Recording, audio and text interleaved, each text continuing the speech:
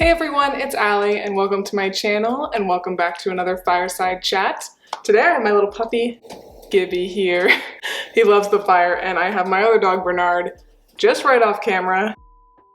Okay, just kidding, my dogs left me already. Ryan came in like right when I started recording and they ran away. But anyway, I figured today it would be fun for me to kind of talk about what I feel like are the pros and cons of being a reseller, and specifically being like a clothing and accessory reseller. So this is totally just my opinion. Everyone has different experiences. I've only been seriously reselling for less than 6 months. I started tracking my sales in May, so I would say that is when I started seriously reselling. But even for those first few months, I did it super casually, not very consistently. So I have a very limited window of knowledge, so just keep that in mind. And of course, everyone has different personalities. Some things will be pros for some people, and those same things could be cons for others. So I'll explain a little bit more about that as I go along. But first, let's talk about the pros. For me, I think that there are quite a lot of pros for being a reseller. It's why it is what I decided to do with a good portion of my time. So I very much consider myself part-time. I really don't put more than like 2 or 3 hours into reselling a day. And there are many days where I don't really do anything aside from maybe share my closet or answer a few questions. And I wouldn't necessarily recommend that. I think it's good to list a couple things a day if you can. But I've also found a lot of success with putting in pretty minimal effort. Before I go off on a tangent, I'll go to my little list. And the thing that I have as number one is something that I think a lot of people would agree with, and that is just the fact that having a flexible schedule is such a positive thing. I've tried to develop kind of a schedule for myself where I get up, and one of the first things I do in my morning routine is share my Poshmark closet. I do sell pretty much exclusively on Poshmark. I know a lot of people use many different platforms. I still am able to make a decent amount of sales, a decent amount of money with pretty much only selling on Poshmark. So that's just what I like to do. But of course, you could sell more if you were on multiple platforms, but I can't speak too much to what you have to do on a daily basis on those. But the nice thing is I kind of get my Poshmark stuff done early in the day. I try to list things in the morning, and then I'll probably share my closet again in the afternoon at some point, and then at night at some point. I try to get those 3 parts of the day. Sometimes if I'm in the car a lot, I will just share it a couple more times when I'm not driving, of course. It really just depends, but I do like to do a minimum of 3 shares a day, but I can do that really whenever I want. I can list whenever I want. Some people like to do all their Poshmark stuff at night, especially if they do have a full-time job. Some people like to get up early. Some people do it on their lunch break. It doesn't really matter. You can source whenever you want. There's so much flexibility. A big pro for me personally is not having a boss. I've had, standard jobs in the past, and I usually had some good bosses. I did have one that wasn't the best. But even my good boss, I just like working for myself. I like not having someone to answer to. And you don't have to make that drive into the office. You don't have to deal with coworkers. I really could never stand that small talk. So I like not having to do that. And I heard a quote somewhere that was like, when you look at your life, are you working on helping someone else achieve their dream, or are you working on achieving your dream yourself? And for me, at least, for the jobs that I had in the past, I was very much working for another organization that wasn't really helping me, I guess, as selfish as that sounds. It wasn't helping me get to what I wanted. And it all depends on what you want out of life. I don't want a lot of money or anything like that. I want flexibility. I want to be creative. And so for me, this is a great way for me to make some money while also doing YouTube and writing and doing other creative things throughout the day. And I just didn't have time to do all of those passions of mine when I worked full-time 9-to-5 jobs. I also think it's really exciting to be a reseller. Every day is a new day. You never know what you're gonna find in a mystery box, whether that's from ThredUp or Jomar or another different place to source inventory, or the Goodwill, of course. You never know what you're gonna find at a Goodwill, and I personally find that very exciting.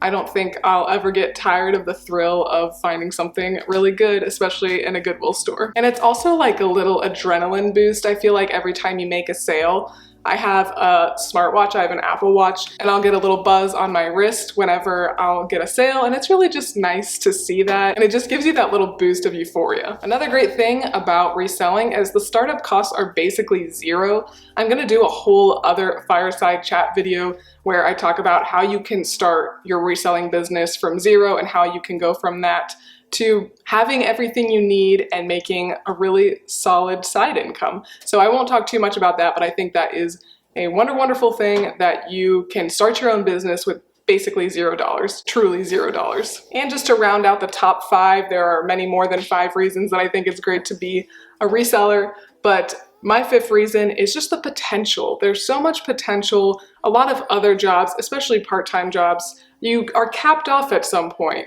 You can make a certain amount and then that's about as much as you can do, even if you work a lot harder. But with reselling, people can make a lot of money. I'm not saying that you're gonna be making 6 figures in a year. I don't personally know anyone that makes that much money, but I think for the amount of time that you can put in, once you kind of figure out a good rhythm, like I have started to over the last couple months, you can put in pretty little effort and still make some really good money. And if you find it fun and exciting, then that just adds to it. And I also really like the potential for a person to really build their own brand or business. Everything that I do is kind of under the name Columbus Cozies, which I chose a while ago, and I'm glad I chose it because I do think it really fits a lot of the things that I like to sell and just kind of my personal aesthetic and style. And now I have my own business cards. I have a cute little office area that I just finished up, which you guys will be seeing soon, a redone inventory tour. But I just really like that I now have my own business,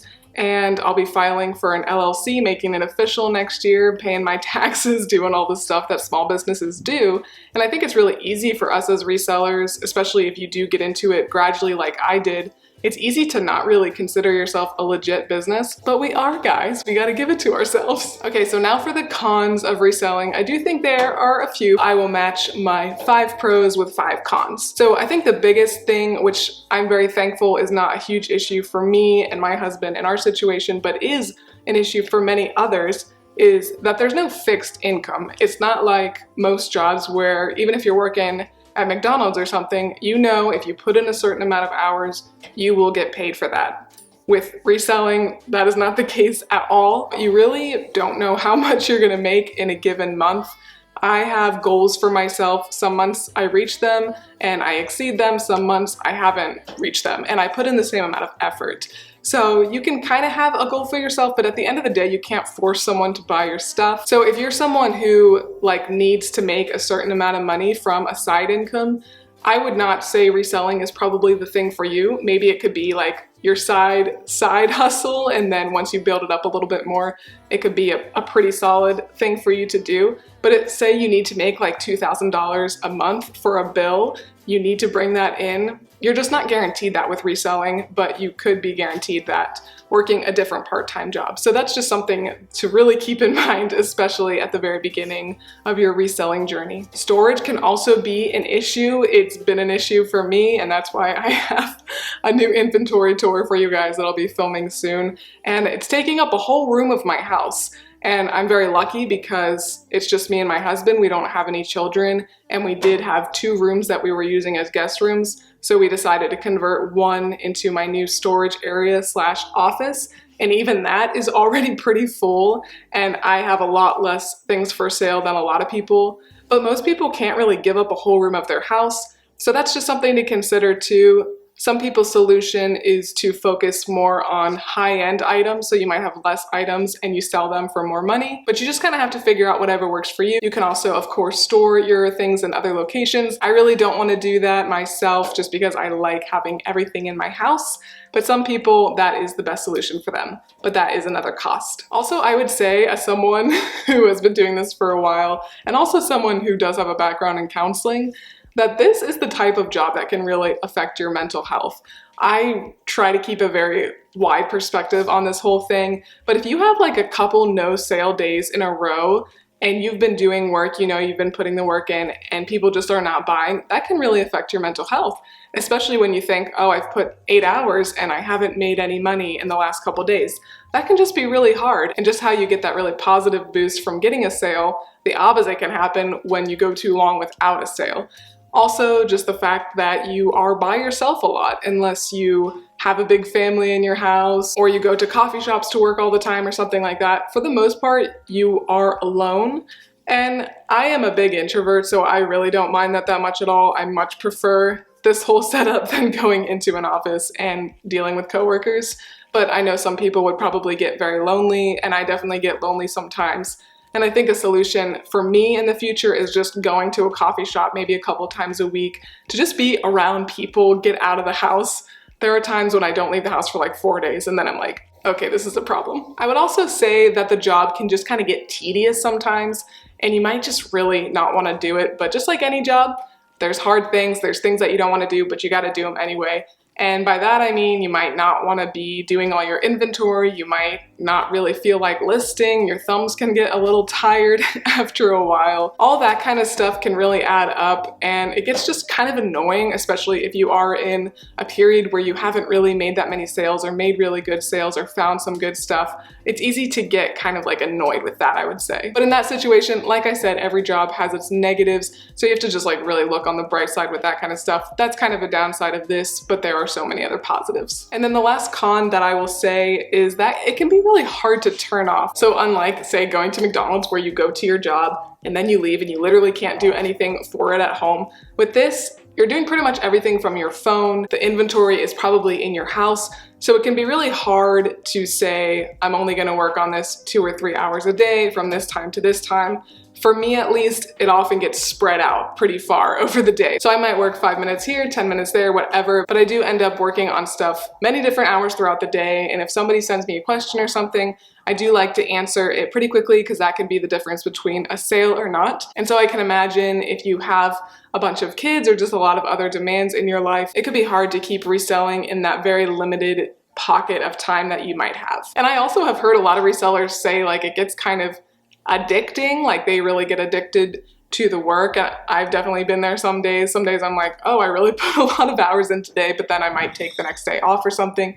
So you just really have to keep yourself in check and think about how much time are you really putting in and how much money are you getting out of it. And I guess I'll just finish up this little video by explaining why I would never personally be a full-time reseller. And a lot of the cons that I said kind of go into that reason. I am someone that is very passionate about a lot of different things. I love YouTube, I love writing, I have a couple other YouTube channels planned.